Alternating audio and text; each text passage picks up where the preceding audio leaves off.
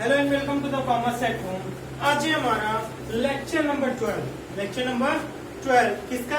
Banking का। Banking में आज हम पढ़ने वाले हैं अपना चैप्टर नंबर 3। Chapter number 3। अब देखिए चैप्टर नंबर 3 का क्या नाम है?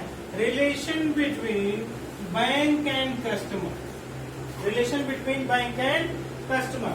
एक बैंक और एक कस्टमर के बीच क्या रिलेशन होता है, इसी के बारे में हमको पढ़ना है।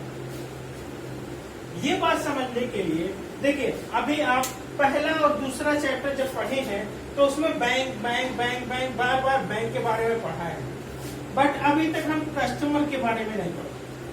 कस्टमर के बारे में अभी तक पढ़ा नहीं है।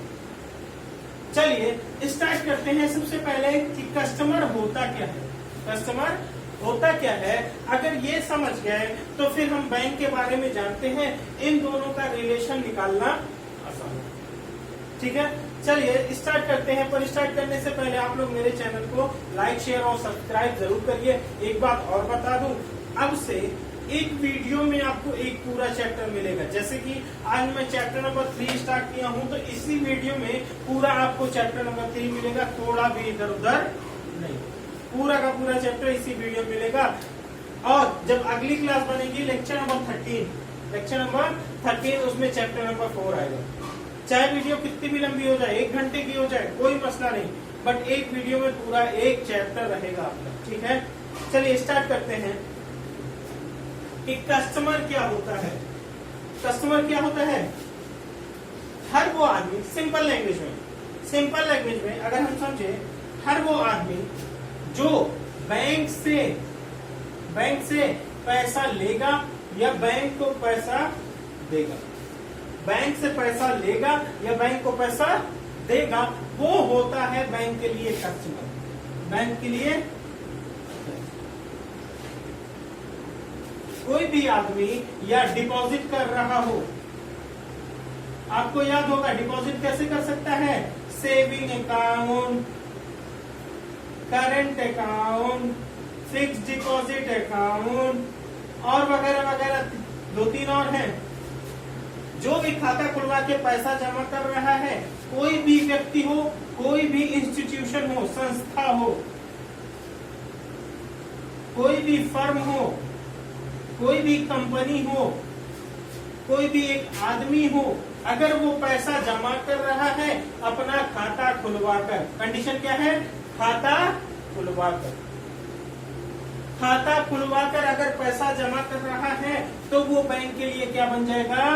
कस्टमर बन जाएगा। अच्छा, कोई भी व्यक्ति, पर्सन, कोई भी इंस्टीट्यूशन, कोई भी फर्म, कोई भी कंपनी अगर वहां से पैसा लोन के रूप में ले रही हो, किस रूप में ले रही हो?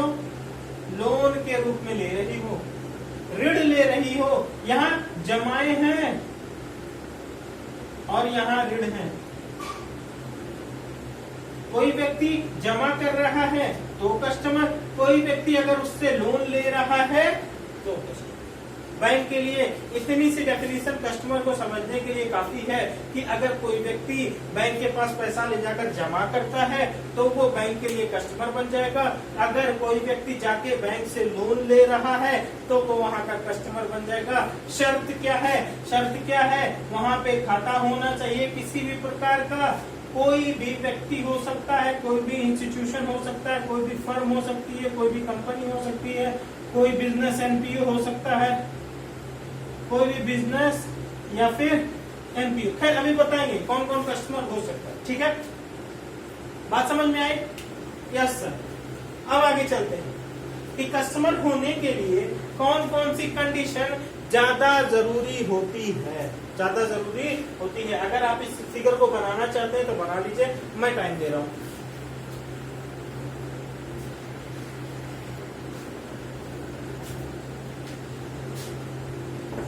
चलिए देखते हैं कि एक आदमी को या फर्म को या इंस्टीट्यूशन को पहले ये जान लेते हैं कि कौन कौन कस्टमर हो सकता है।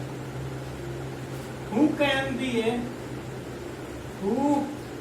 can be a customer for किसके लिए? बैंक। बैंक के लिए कस्टमर कौन कौन हो सकता है? पॉइंट नंबर 1, पहला तो एक नॉर्मल पर्सन, एक आदमी, दूसरा एक माइनर। देखिए पर्सन एक अलग डेफिनेशन में क्लासिफाई किया जाता है और माइनर को अलग रखा जाता है, तो इसलिए माइनर का अकाउंट भी अलग होता है पर एक पर्सन का अकाउंट दूसरी तरह का होता है।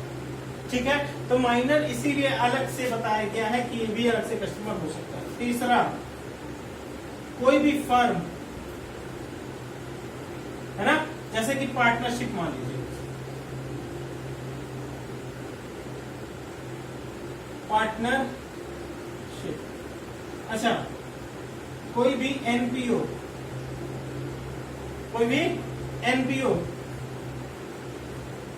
भी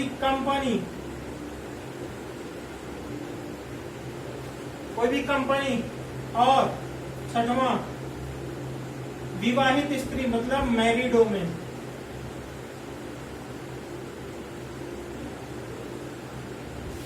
ये भी पर्सन में जानी चाहिए थी बट पर्सन में नहीं जा रही क्योंकि इसके खाते की कंडीशन अलग होती है, इसके खाते की कंडीशंस अलग होती है, इसके खाते की कंडीशंस अलग। इसमें कहता है कि भैया अगर एक शादीशुदा औरत है, उसने किसी बैंक से लोन लिया है तो पति जिम्मेदार नहीं होगा, इसलिए कुछ कंडीशंस इसकी अलग हैं, इसलिए इसको अलग रखा जाता है। ठीक है, चलिए अब ये तो हो गए कौन कौन person, minor, partnership, NPO, company, और एक है ज्वाइंट स्टॉक।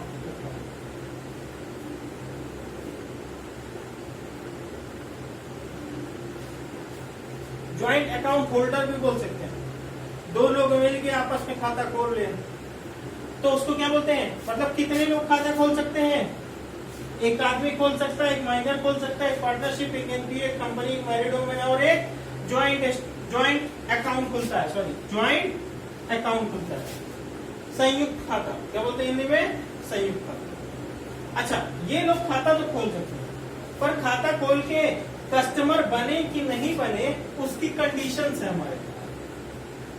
हम देख लेते हैं कि वो कस्टमर बने या नहीं बने, तो देखते हैं बने कि नहीं। जनरल ट्रांजैक्शन होना चाहिए, पहली बात क्या है? जनरल ट्रांजैक्शन होनी चाहिए। कैसा जनरल ट्रांजैक्शन? भैया या तो वो पैसा ले रहे हो बैंक से लोन के रूप में, या ले जाकर पैसा जमा कर रहे हो डिपॉजिटर के रूप में। यहाँ लास्ट पॉइंट देखिए, डिपॉजिटर या फिर क्रेडिटर, या तो वो ऋणी हो रहे हो या ऋणदाता हो रहे हो।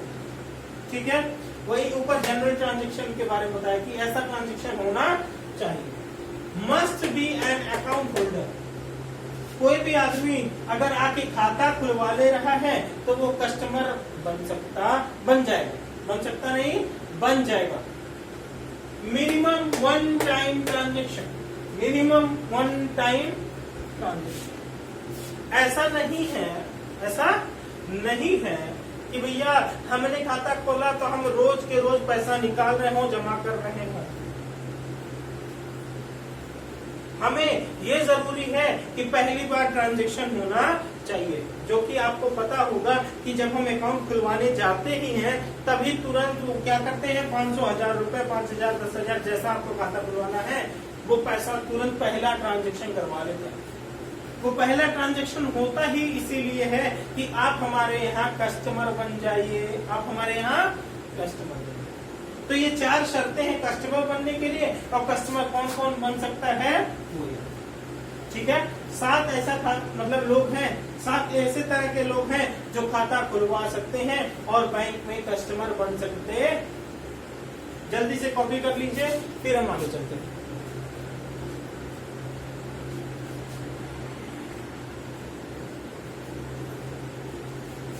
चलिए अब हम स्टार्ट करते हैं relation between bank and customer. हमने पढ़ लिया बैंक क्या होता है पहले दूसरे चैप्टर में, कस्टमर क्या होता है अभी हमने पढ़ा।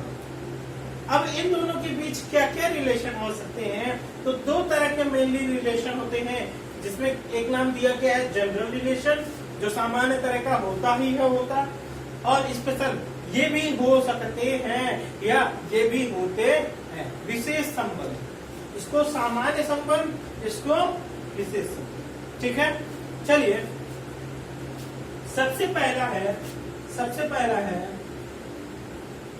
Relation of debtor and creditor.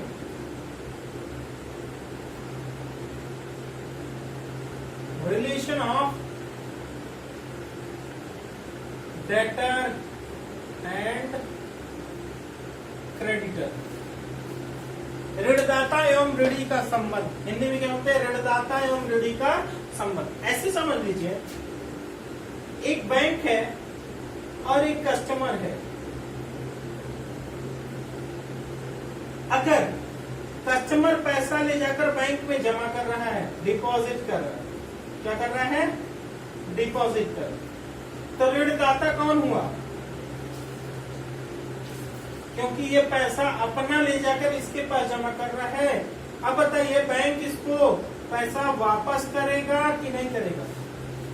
बिल्कुल करेगा। इसलिए ऐसा समझा जाता है कि कस्टमर ने इसको उधार दिया है और ये बाद में कभी इसको पैसा देगा। कब देगा? जब ये मांगेगा तब देगा। जब हम अपने बैंक से कहते हैं चेक भर के या एटीएम के थ्रू या विड्रॉल फॉर्म भर के कि हमको पैसा दो, तब वो पैसा दे देता है। तो उस टाइम पे हम ऋणदाता, हमने इसको दिया है और वो ऋणी है क्योंकि वो बाद में हमको पे करेगा। अच्छा, जब कभी बैंक हमको लोन प्रोवाइड करता है, जब कभी हमको बैंक लोन प्रोवाइड करता है, उस टाइम पे बैंक हो जाता है ऋणदाता। बैंक क्या हो जाता है? ऋणदाता।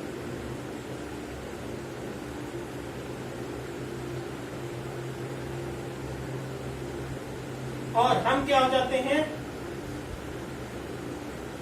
ऋणी। हम क्या हो जाते हैं? तो मतलब हम ऋणदाता और ऋणी दोनों हो सकते हैं, और बैंक भी ऋणदाता और ऋणी दोनों।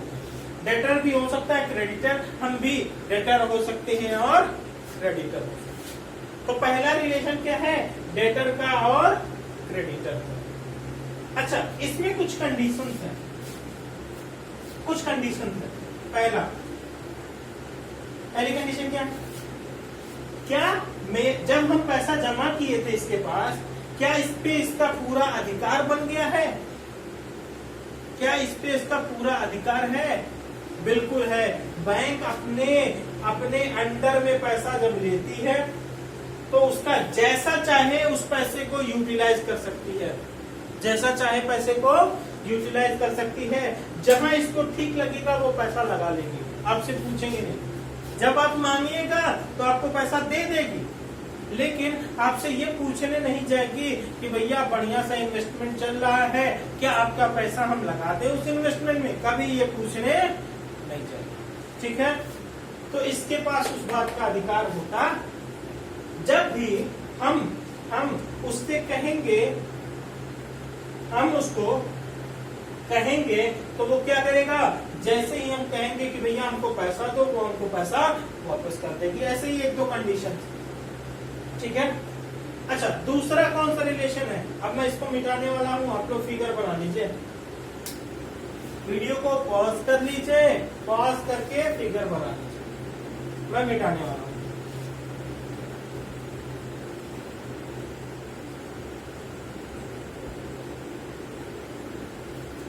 दूसरा रिलेशन है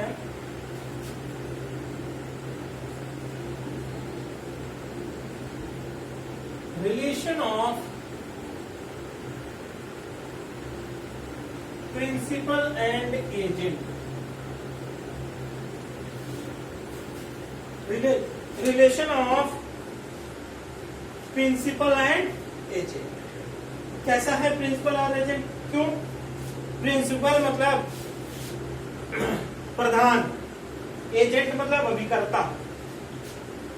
ऐसे समझ लीजिए, प्रधान जो कहता है अभिकर्ता को करना पड़ता है। यहां पे एक बैंक है और एक कस्टमर है, कौन प्रधान है और कौन अभिकर्ता? ये प्रधान है और ये अभिकर्ता। बिल्कुल गलत। प्रधान कौन है? प्रिंसिपल है, वो कस्टमर। और एजेंट है कौन? बैंक। कैसे सर? कंफ्यूज कर दिए आप? चलिए बताते हैं।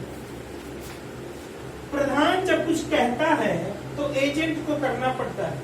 हमने इसको पैसा देकर रखा है, हमने इसको पैसा देकर रखा है, इसके पास जमा करके रखा है।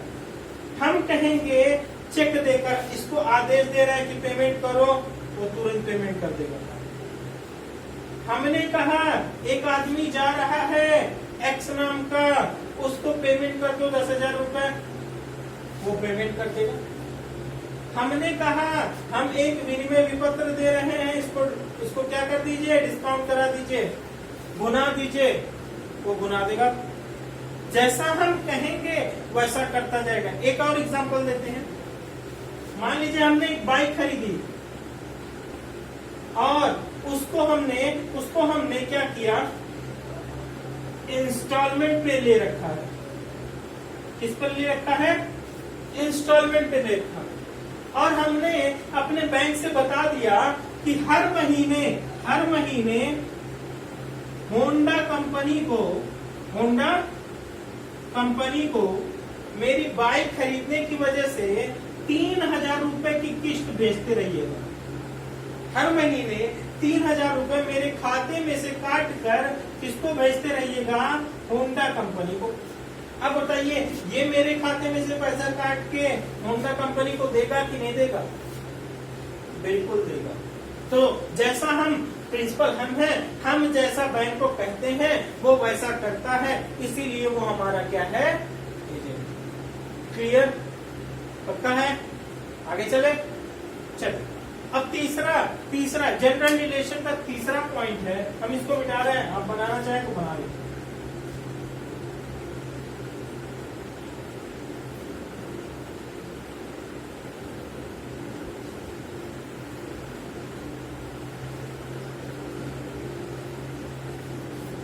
हमारा तीसरा पॉइंट है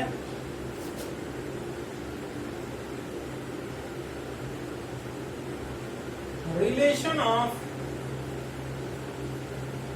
Baller and Bell. Baller and Belly.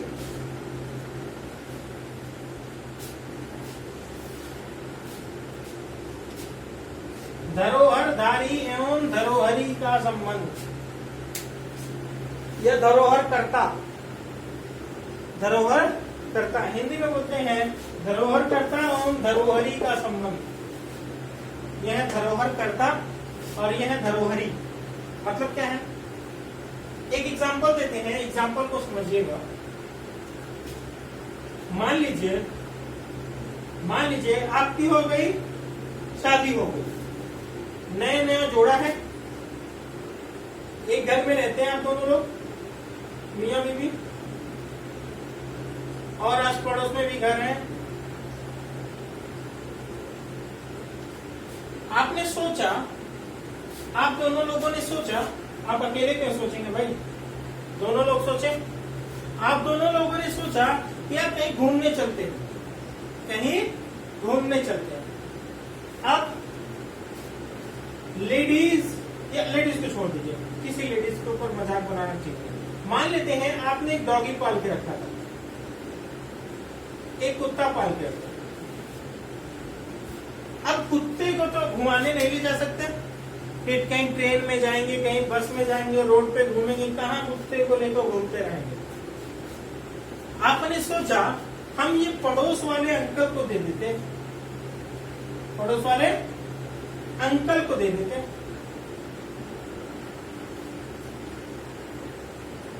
अब ये डॉगी आपने दे दिया, 1 महीने के लिए आप घूमने चले गए। 1 महीने के लिए आप घूमने चले गए, घूम के वापस आए, आंटी कह रही है कुत्ता मेरा है, मैं नहीं दूंगी। बताइए, या वो कुत्ता आपका है या आंटी का है? बिल्कुल आपका है। कुत्ता किसका है? बिल्कुल आपका है। क्यों? क्योंकि क्योंकि आपने बस उनको सेफ्टी के लिए देखी गई थी।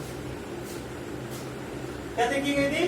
सेफ्टी के लिए कि डॉग सेफ रहेगा इनके पास, अकेले घर में छोड़ के जाएंगे तो खाएगा कैसे, रहेगा कैसे, कहाँ घूमेगा, कहाँ रहेगा। आप इसी वजह से उस अंडे को देके चली गई थी। 1 महीने बाद जब आप वापस आई हैं तो आंटी कह रही है ये डॉगी तो मेरा है, डॉगी तो मेरा है, मैं तुम्हें नहीं देने वाली। अब बताइए आप केस करके उनसे कुत्ता छीन लेंगी कि नहीं छीन लेंगी? खैर हंसने की बात है, कुत्ते के लिए केस होगा। बताइए उस पे आपका अधिकार है या नहीं है? बिल्कुल आपका अधिकार है, बिल्कुल आपका ही अधिकार है।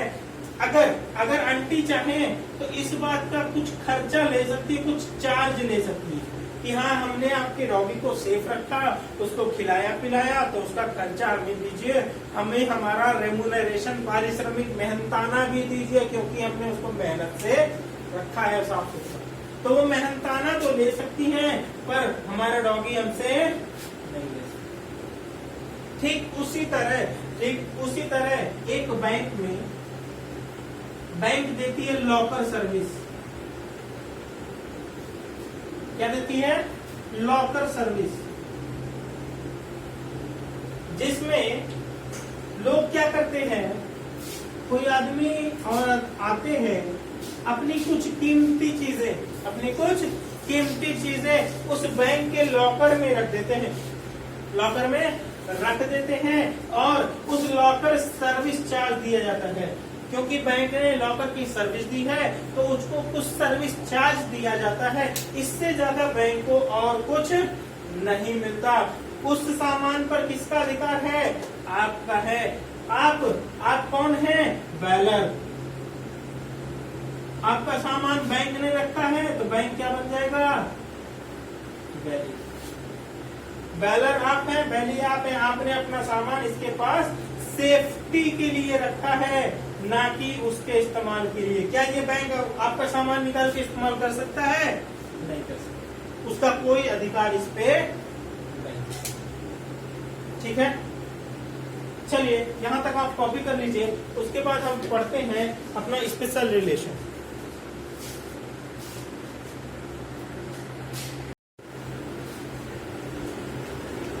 चलिए स्पेशल रिलेशन को हम लोग देखेंगे। स्पेशल रिलेशन में क्या है कि भैया ऐसे समझ लीजिए कि यहाँ बताया गया है कि बैंक की क्या क्या रिस्पॉन्सिबिलिटी है, बैंक की रेस्पॉन्सिबिलिटी क्या क्या है, जिम्मेदारी। बैंक की क्या जिम्मेदारी है कि जैसे ही एक कस्टमर चेक भर के बैंक को देता है तो तुरंत पेमेंट कर दे। बैंक क्या कर दे? तुरंत पेमेंट कर दे। ठीक है, पहली रिस्पॉन्सिबिलिटी तो ये थी कि स्पेशल रिलेशन, भैया कस्टमर आदेश देता है, चेक क्या है? एक आदेश पत्र है, ऑर्डर लेटर है। हम आदेश दे रहे हैं बैंक को कि आप क्या करिए, इस चेक का पेमेंट कर दीजिए। ठीक है, सिक्रेसी ऑफ अकाउंट, भैया बैंक की जिम्मेदारी है कि जो कस्टमर ने अकाउंट खोल के रखा है उसमें जितनी भी गोपनीयता बना सकता हो वो बना के रखे। ऐसे कोई बाहरी आदमी आके पूछे कि ये इस आदमी के खाते में कितने पैसे हैं, तो क्या ये बता देगा? नहीं। कितने ट्रांजैक्शन करता है ये आदमी, क्या ये बता देगा? नहीं बता। जितनी सीक्रेसी पॉसिबल हो उतनी सीक्रेसी बैंक को रखनी चाहिए।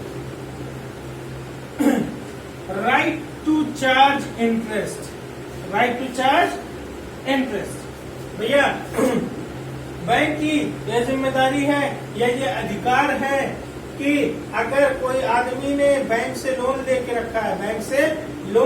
रखा है, तो उस पे वो इंटरेस्ट चार्ज करे, उस पे वो क्या चार्ज करे? इंटरेस्ट चार्ज करे। ठीक है, राइट टू पॉजेस, ग्रेडाधिकारी, क्या बोलते हैं हिंदी में? ग्रेडाधिकारी। मान लो ये लोन दे रहा था बैंक क्या दे रहा था? लोन दे रहा था। इससे कहा गया, बैंक ने कहा इससे कि कुछ सिक्योरिटी में कुछ गिरवी रख, कुछ सिक्योरिटी में कोई चीज गिरवी रखो।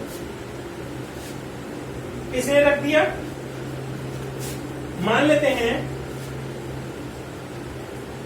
इसने रखा कुछ सोना, कुछ सोना इसने गिरवी रख दिया। अब बताइए, अगर ये टाइम पे पेमेंट नहीं करता है, टाइम पे इसने पेमेंट अगर नहीं करी, तो बताइए बैंक इस गोल्ड को जब्त कर लेगा कि नहीं कर लेगा? बिल्कुल अपने पास पॉजेस कर लेगा, वो अपने अधिकार में ले लेगा। यही है राइट टू पॉजेस, अपने पोजीशन में रख लेगा, अपने अधिकार में ले लेगा उसको। ठीक है। कंटिंजेंट एक्सपेंसेस, कंटिंजेंट एक्सपेंसेस क्या होते हैं? कंटिंजेंट एक्सपेंसेस ऐसे एक्सपेंसेस, देखिए बैंक क्या करती है, करंट अकाउंट होल्डर से, करंट अकाउंट होल्डर से कुछ पैसा जमा करा के रखती है, मिनिमम बैलेंस। अक्सर करंट अकाउंट होल्डर का मिनिमम बैलेंस कितना होना चाहिए? 25,000। कितना होना चाहिए? 25,000। अगर ये मिनिमम बैलेंस आप मेंटेन करके अपने अकाउंट में नहीं रखते हैं, बार बार आपका बैलेंस कम हो जाता है 25,000 से 15,000 हो जाता है, 10,000 हो जाता है, इसके लिए वो कुछ बैंक चार्ज करता है, कुछ बैंक एक्स्ट्रा चार्ज करता है, उसको बोलते हैं कंटिंजेंट एक्सपेंसेस। क्या होते हैं? Contingent expenses. तो बैंक को यह अधिकार होता है कि वो कंटिंजेंट एक्सपेंस चार्ज कर सकता। अच्छा, एक पॉइंट एक्स्ट्रा है, टाइम बार डेट, समय सीमा विधान, समय सीमा विधान से मुक्ति। देखिए नॉर्मली हम अगर किसी आदमी को लोन दे दें, हम दे रहे हैं बैंक में, हम अगर तुमको पैसा दे दें 5 लाख रुपया, सोचिए, मन में तो आ जाओगे कि फरार हो जाए तुरंत। अगर मैंने 3 साल तक आपसे कोई तकादा नहीं किया, आपसे कोई मांग नहीं करी, एक बार भी आपसे नहीं कहा कि आप भैया मुझे पैसा वापस कर दीजिए, तो 3 साल बाद वो पैसा टाइम बार्ड हो जाता है, समय सीमा विधान के बाहर हो जाता है, समय सीमा विधान के बाहर हो जाता है। 3 साल बाद अगर हम आएंगे, आपसे कहेंगे कि हमको पैसा दीजिए, तो आप क्या कहोगे? भैया 3 साल पूरा हो चुका है, अब मैं कोई पैसा नहीं दूंगा, कोई कानून हमसे पैसा नहीं दिलवा सकता। अब बताइए हम फंस गए। अच्छा, बीच में हम जाके FIR कराते 3 साल पूरा होने से पहले कि भैया पैसा नहीं दे रहे हमसे, अब बताइए, तो वो पैसा हम ले सकते थे? बिल्कुल ले सकते थे। अगर हमने कोई ऐसा लीगल एक्शन नहीं लिया आपके खिलाफ, तो हम 3 साल बाद आपसे कोई पैसा वसूल नहीं कर सकते। लेकिन बैंक में अगर आप पैसा रखे हुए हैं, तो 10 साल बाद भी अगर आप चाहें तो वहां से पैसा ले सकते। कोई टाइम बार डेट बैंक के केस में नहीं होता। नॉर्मली आदमी किसी को पैसा दे दे, या कोई बिजनेस ट्रांजैक्शन चल रही थी, हम माल बेच रहे हैं, किसी को उधार दे दिए, 3 साल पूछे भी नहीं, तो वो नहीं भी देगा, तो हम उससे वसूल नहीं सकते। लेकिन अगर हम बैंक हैं और आपने मेरे पास पैसा जमा किया हुआ है, तो 10 साल बाद भी आप मांगेंगे तो हमको देना पड़ेगा। वो कभी टाइम बार्ड नहीं हो सकता बैंक के केस में, नॉर्मल केस में बिल्कुल टाइम बार्ड हो सकता है। ठीक है, ये थी हमारा चैप्टर नंबर 3, जो कि relation of bank and customer, relation between bank and customer था। मेन बात हम लोग पढ़ चुके हैं, बड़ा छोटा सा चैप्टर था। आप लोग पूरा पढ़िएगा, वीडियो पसंद आए तो लाइक करिएगा और लोगों को शेयर जरूर करिए, ताकि वो भी आपकी तरह पढ़ाई कर सके। Good luck.